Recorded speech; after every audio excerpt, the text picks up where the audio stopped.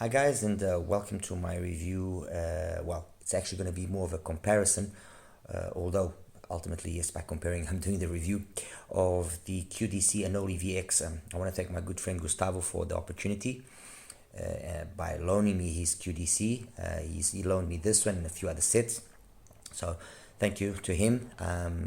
Otherwise, I mean, I would never afford this kind of money. I mean, this is $2,200, $2,300.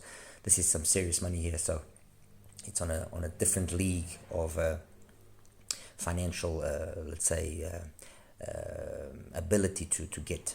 As it's a used unit, I got only the box. Nice carrying case, got a good size, protects the IEM properly. I think I could run my car over this; it wouldn't damage it. Inside, obviously, the IEM wraps around there. I'd never seen this mechanism. That's actually quite cool with a magnet to hold down the cable, and pretty strong, mind you. That's it. Nice case. I'm assuming the packages that the accessory package of the Anole is an equally impressive one. As for the IEMs themselves, well, what can be said? It's an IEM that's been around now for 3 years, roughly, give or take, 2019, 2020, if I'm not mistaken.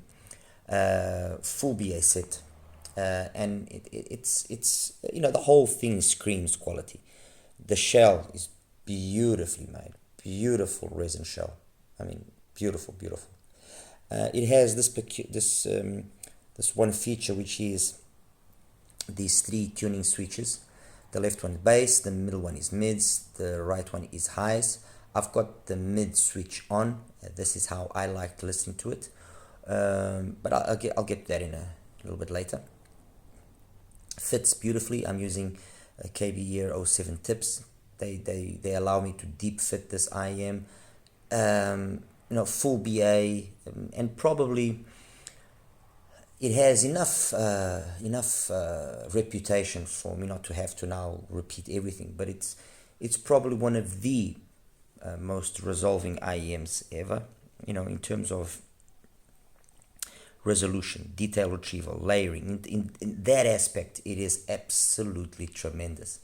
And then obviously, considering it's an all BA set, the way that it's been tuned to make sure that typical BA timbre is not it's not going to get in the way. It's not going to make you fatigued. And it has to be. It kudos have to be given to them. This has probably paved the way to many other properly tuned IEMs, using all BA or not, but using a full BA setups. One IEM that actually comes to mind that has a very similar tuning to this is the C Audio Bravery. I actually was going to use it in this comparison, but I said myself no. I've got one main IEM that I want to compare this to, which is my all BA reference, and how it stacks up to this, and then one tribrid which curiously enough has a very similar curve and a very similar sound to both of these IEMs. Okay, so fit, isolation, all of that is perfect. The whole thing screams premium. The whole thing is just, it's $2,300. I mean, this is serious money, so it better be properly put together. We already know that's not always the case, but it is. I've tried this with several cables that he sent me. I'll be honest with you, I don't recall the name of some of them. I know that this one is the HAKUGEI, the Dragon, okay? And then he sent me these 2 other cables, which I'll link. I'll put the names on the description afterwards. And I listened to both of them quite extensively. I ended up opting for this one, okay? This cable, this was the one that I opted for. Like I said, I'll put the name down afterwards. I can't remember the name. My apologies. I know this sounds like, but I'm just, my apologies. And with this particular cable, and you guys know that I'm not a believer, but I'm not a disbeliever either. Under the right circumstances, I will concur and I will agree that a cable can bring some benefit to an IEM in the way that it interacts with the cable's impedance and how it interacts with the IEM's impedance and how the two match together. Very much like when you're matching sources. If the output impedance of a source is more closely match to the input impedance of another source that you're going to be using. Those things kind of do matter to a certain extent, and ultimately it's not that they are the ones that are responsible for making sound better and this and this. No, I would rather want to believe that they are responsible for making whatever sound, and in this case this IM is capable of giving us, be able to come through in a most efficient manner.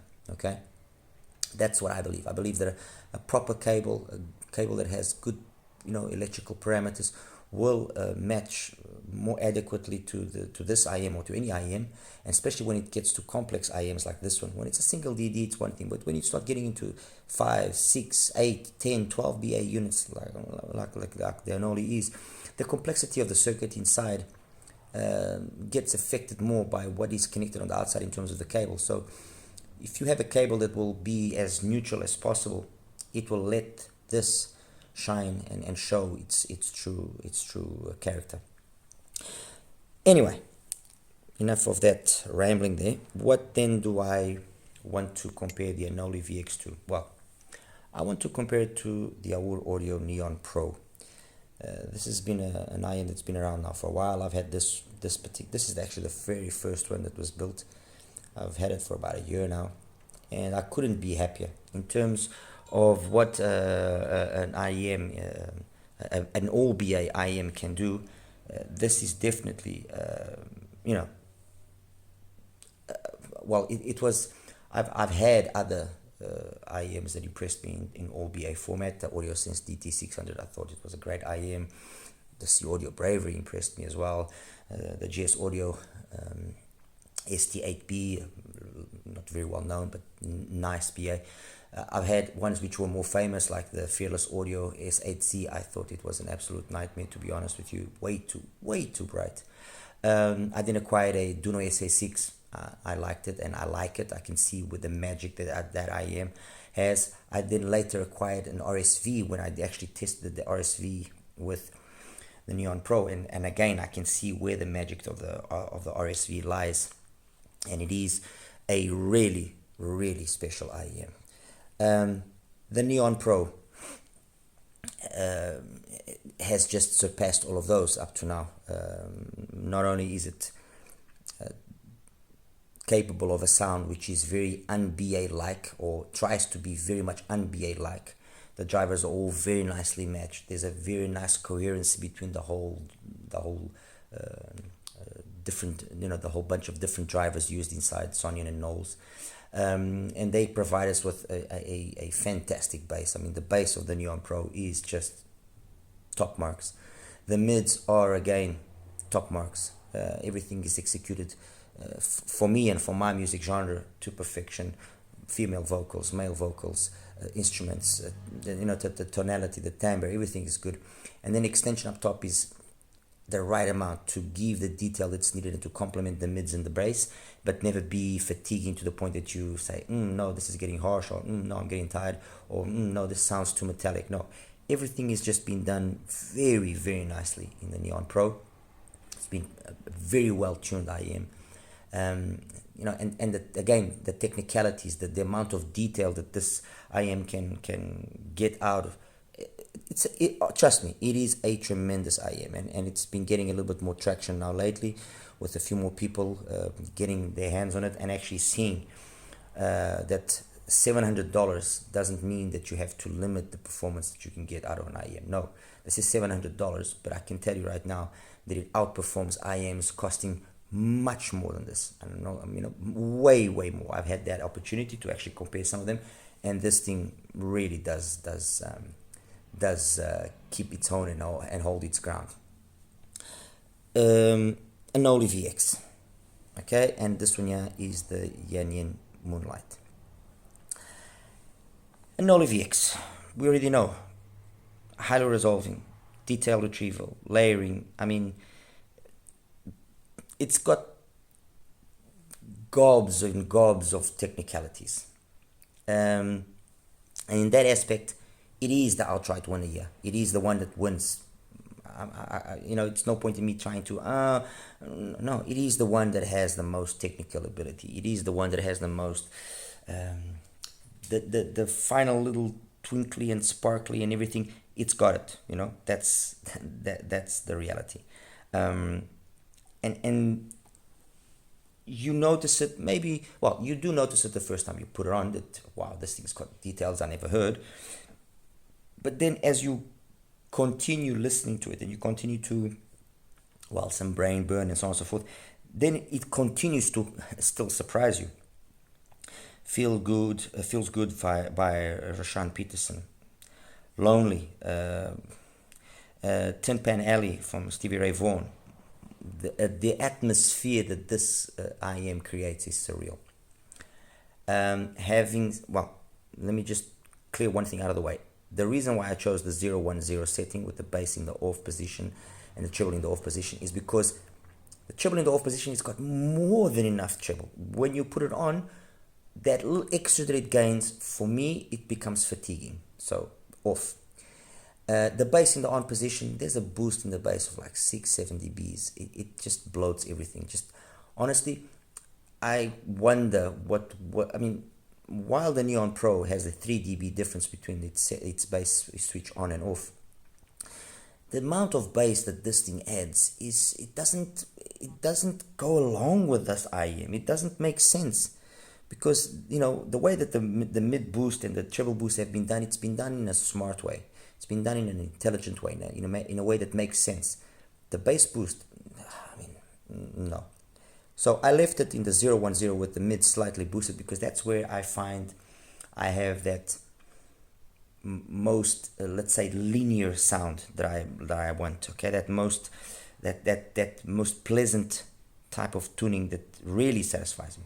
Okay, so you know, it is a highly resolving IEM, loads of technicalities, but in the middle of all of this, it can, and although it's beautifully tuned to for you to as well not get that coldness of the BA, the reality is there are occasions where that characteristic comes out, and you know, it just loses a little bit of that warmth that I personally like, and that personally the Neon Pro maintains. Perhaps the reason why the Neon Pro maintains it is because it doesn't ultimately have the same kind of detail retrieval as this. It doesn't. It's super detailed, but it just doesn't. And you know, there's a balance between musicality and being technical capable. There's a balance between having a nice, warm, appealing sound and being too clinical. And BAs, you have to tune them very carefully, and you have to find that balance very carefully. Over here, that balance has gone more towards it being more musical and sacrificing slightly the details. Over here, the balance has shifted to be the most technical possible, period, while sacrificing then a little bit of musicality here and there. And I think that by saying what I've just said, I've basically just already kind of positioned the Neon Pro. The Neon Pro is an IEM by well, if we consider the $700 price that it has compared to the Anole VX $2,300, it's a clear winner there. Okay, it is, because the performance that it offers is, I would say, I'm gonna be really bold. I would say it offers 95% of the performance that the Anole VX offers at a third of the price. And so the question here is, do you have the gear and do you have the ears to actually justify spending that extra amount of money, that significant amount of extra money, to get the Anole VX, to get that extra little 5, 6, 7, 8, 10% at the very most, maybe? Do you? Okay, fine. Do you have that extra cash? You want it? Fine. If you perhaps do not have that extra, then the Neon Pro is definitely a very viable a very solid offering. I mean, for the same amount as that, you could pick up Neon Pro, you could pick up its top of the line, the Alita, and you could pick up one that has now been phased out, but one which is the Aur. So you for the amount of money that the Anole VX costs, you can pick up the full range basically from Aur Audio. And there lies Aur Audio's greatest triumph. They are able to offer a performance that very few other companies are able to offer at a really highly competitive price. You know, that's the reality. It's not that they are offering a sound signature which hasn't been done. It's not that they're offering a sound that nobody else can do.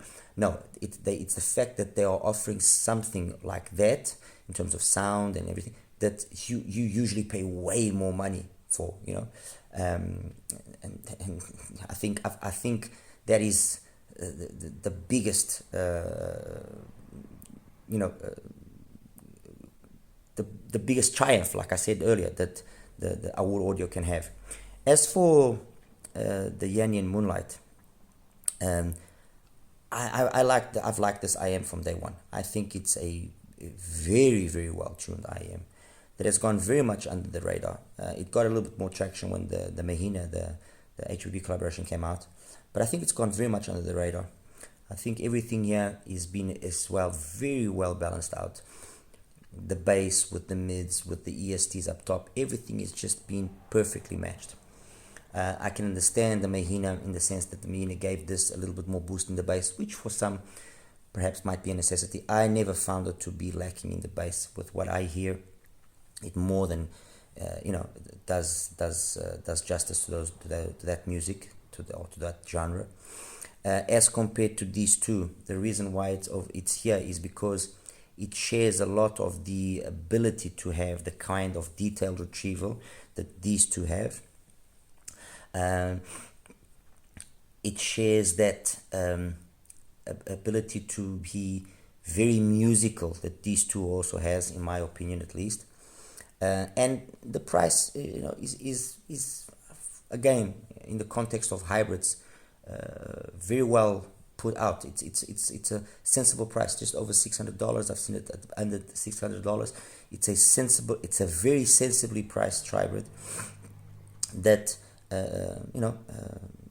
does a fantastic job of everything. I mean, there's really no flaw. The only nitpick that people were saying was, it didn't have enough bass. Personally, like I just said, I didn't find that. So that's it, guys. There you have it. Neon Pro, fantastic IM. If you guys have a chance or have the opportunity, have a listen to it. Seriously, try it, listen to it, give it a chance. You will be impressed by it. You will, trust me. And the Anole VX, yes, it is the king. Period. In the sense of, when it comes to technicalities and mastering that department, there's no other IM that I have listened to, at least, that even comes close. Some people might say, but it gets fatiguing after a while and this and that. Personally, I didn't find it fatiguing. And the fact that, by today's standard, it's still beautifully tuned. It's still an amazing IM, but the fact that this has perhaps served as an inspiration for Aur Audio, and Aur Audio has been able to actually make a product significantly cheaper, which shares 95% of the same kind of concept in terms of sound and everything with it. I think it's a testament that they did something right here that deserved being not copied, because this is no means a copy, but emulated to a certain extent. They wanted to give us a sound which was very much capable of doing what the Anole VX was doing, giving their own little twist on things, obviously, and offer it at a fantastic price. All right. Anyway, guys, as always, like and subscribe. I'll just show you quickly the graphs so you can have just a quick idea of what these actually graph like next to each other. And I'll see you in the next one. So, guys, welcome now to the graph section of this small comparison between the Anole VX and our audio Neon Pro. This is the Anole VX in its 000 setting. Well, this is my relatively speaking, my Anole VX measured. This is now the Anole VX, the same one in the setting that I have it running, that I use the most, which was the 010 setting. Okay, so maintained basically the bass, just gave it a little bit of boost in the mids, everything more or less maintained. Yeah, there was a slight change here, I don't know why, just for the sake of comparison as well from the bass setting. This one that I'm going to show you now is the one with the boosted bass, which I mean, I just don't understand why they would do this. I mean, it's like 560 dB almost. That's 81, that's 85, 85, that's 80, 81, so 4 dB, that's a 4 dB boost here, 5 dB boost. Why? And the funny thing is, it's the 100 setting, and somehow as well it affected the rest of the frequency. So I didn't use the setting. I just found the setting just bloated everything. It was just a mess. So I left that setting out. I didn't use the stock one. What I did use was then the one with the boosted mids. Okay, just give it a little bit of life there, instead of just a quicker pin gain. Compared now with the Neon Pro in the off position, the bass in the off position, that's the Neon Pro. Very similar bass, although the bass of the Neon Pro has got more this DD kind of tonality. The difference isn't huge now, but it sounds the BA both of them have excellent bass. Let me clarify that. Okay, both have excellent bass. It's quick, it's dynamic, it's textured, it's layered. Everything is there. The difference that I notice, and that personally I feel that the bass of the Neon Pro slightly edges out the bass of the Anole, is that it has a timbre and a tonality which is more pleasing to me. Just for the sake of comparison with, I'm going to show you just with the bass on of the Neon Pro. And look, actually let me just put both of them so you can first of all see. That's a very, very slight bass boost. Everything maintains itself perfectly. Okay, and during the listening tests, I actually there were occasions where I used it on, occasions where I used it off. I ended up using it off most of the time. This one, even closer graphically to the bass of the Anole VX, but like I said, look, it's not here that you pick up the differences. It's in the upper, the amount of detail up top that you then do feel and do hear a difference. Okay. As for what style of a graph this is, 74 to 82, so that's 8 dBs. I could say it's borderline V-shaped. I'm not gonna say it's a V-shaped. They're only same thing more or less for the Neon Pro. Although it meets that basic criteria roughly, 8 dBs either side to be considered V. I'm not going to consider them, either one of them, a V. I'm going to consider them more of a, okay, let's say a V, but a mild V, the mildest of Vs, okay? Because there isn't that crazy bloatiness in the bass, which is sometimes very characteristic with V signatures. In terms of the mids, both of them execute the mids perfectly. The Neon Pro has a has a smoother pinna gain, which peaks at around 2K, while the Anole VX peaks earlier, just at over 1. But both of them maintain this plateau kind of across the whole, the majority of the mids, the upper mids and the treble. So from roughly 1K up to about 8K, they are very similar. There's a bigger dip in the Anole VX here, but no. And then apparently the same kind of extension. The funny thing here is, although by looking at this you would think that both of them have very similar detailed retrieval and that resolvedness, when you actually are listening you understand and you pick up that no, the Anole VX is better. So you know, I could say that the bass, let's say I give it to the Neon Pro, the mids are equal, and the Anole VX takes the upper mids and treble in terms of the ability to be detailed. Okay, so kind of almost a draw in that aspect. Price, as I mentioned already before, definitely the Neon Pro is a winner. So yeah, there you have it, guys. I mean. The Anole VX is the king. Yes, we already know that. It's a fantastic IM. It's proven itself countless times before. I'm not here to say that it's not bad, that it's you know, it's done for. There's an IM that beats it. No, I'm not saying that. What I am saying is that there's an IM that has been tuned in a very similar manner. It costs a third of the price, and it offers you about 95% of the performance. Okay, for maybe the ones that are more skeptical, let's say 90% of the performance. Okay, it offers you 90% of the performance of the Anole VX at a third of the price. It's got the same quality of build. It's got the same quality of internal products. You know, the hardware being used inside. If there's an area where maybe our wood needs to work more, it's in the presentation. Nicer carrying case, nicer cable, something which QDC you know does well, and that's it. So you have a very solid performing IM, very solid performing IM, costing a fraction of a monumental IM, which is the QDC Anole VX.